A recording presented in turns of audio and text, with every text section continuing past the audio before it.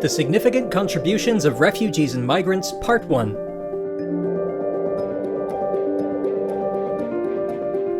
Refugees and migrants help boost the economy. Economists at University College London say migrants, far from being the financial drain they're often painted as, actually contribute far more than they take from Britain's economy. There are hundreds of thousands. They're indispensable to Japan's economy.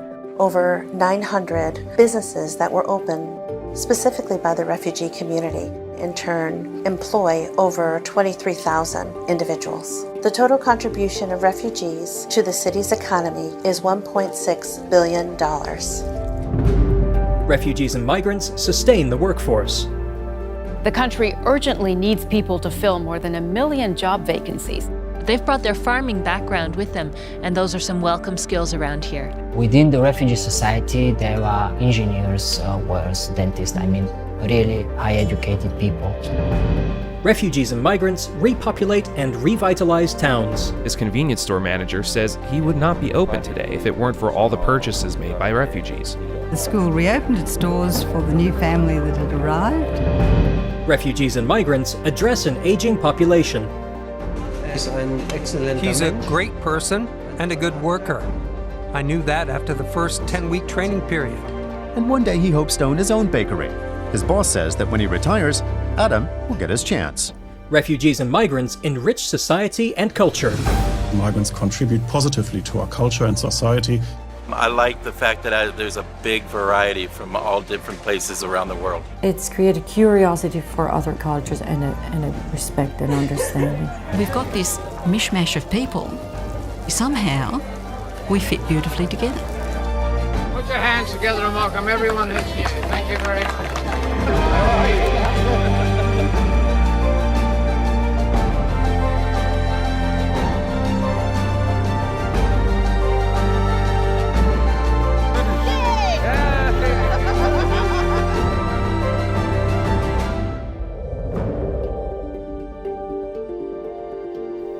Refugees and migrants help boost the economy.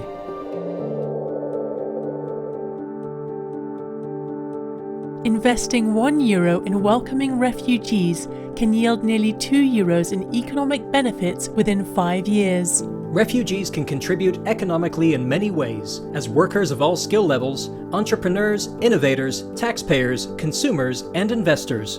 Their efforts can help create jobs, raise the productivity and wages of local workers, lift capital returns, stimulate international trade and investments, and boost innovation, enterprise, and growth. Since first arriving to Bendigo in Victoria, Australia in 2007, the Karen refugees from Myanmar have helped contribute $47.5 million to the town's economy and enhanced multiculturalism in the region.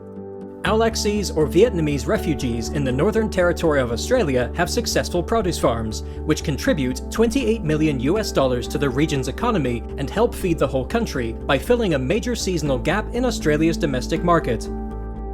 An analysis of 30 years of data from 15 countries in Western Europe found that refugees and migrants benefit their host nations' economies within 5 years of arrival. Due to the influx of over 1 million refugees and migrants to Germany in 2015, the gross domestic product, or GDP, grew by an extra 0.3%.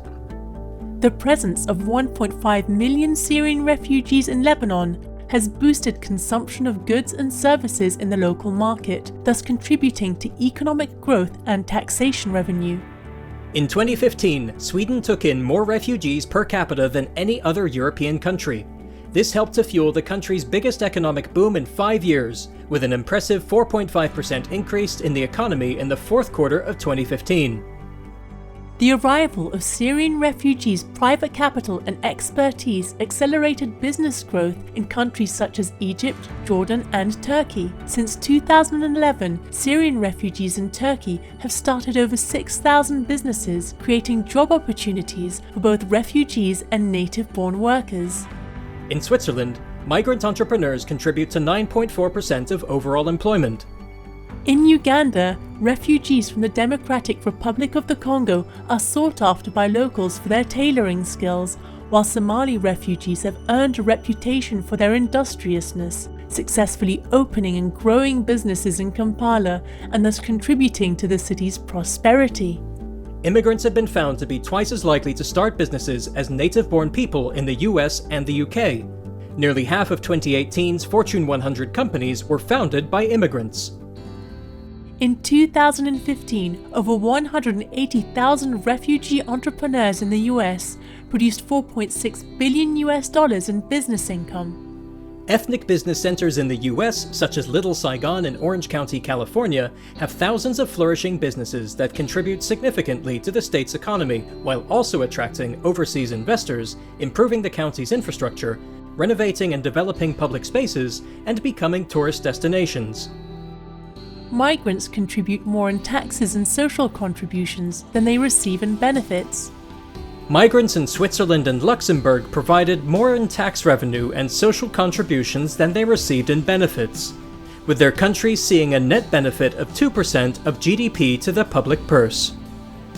In the United States, refugees pay more in taxes than they receive from welfare programs after just 8 years of living in the country. After 20 years, the average adult refugee contributed over $21,000 more in taxes compared to the public assistance received in that period.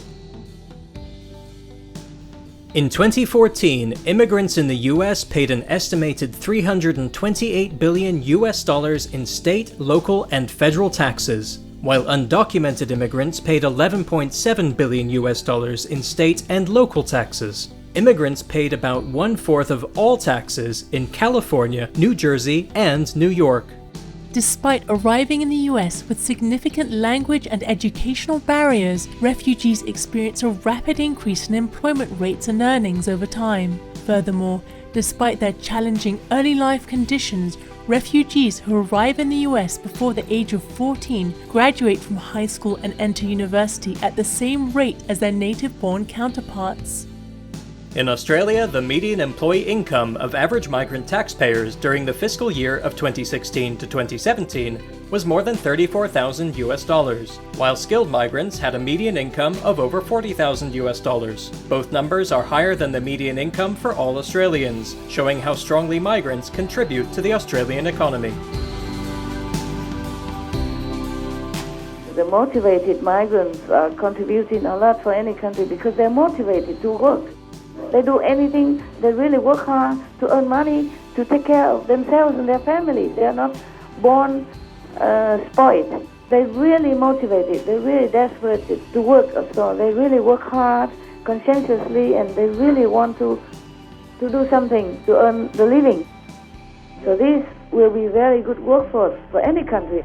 The ability to work, even labor, if they don't have education, if they don't speak English, they can always build a road, build a school, and they can sew the clothes, they can repair, they can be the janitor. So everyone can be useful somewhere. So why don't just let everyone come in, with regulated maybe system, and then let everyone be happy, let them contribute to your country economy, and let them live a life of a true dignified human like everyone else. People have different ideas about refugees. They're not an issue, they're people. All human, all same. And I gotta tell you, Khaled has changed my mind. He's been nothing short of amazing since the day he's been here. He's been respectful, polite, hardworking. He's gonna make Canada a better place. We're here to do a good deed. We're here to give somebody a second chance. Najwa and her family are like family to us now. What we have now is beautiful and precious. When I reached here, I looked in the sky and I said, wow, no more gunshots, no more troubles. This is heaven on earth. For free download and more details, please visit suprememastertv.com/scrolls.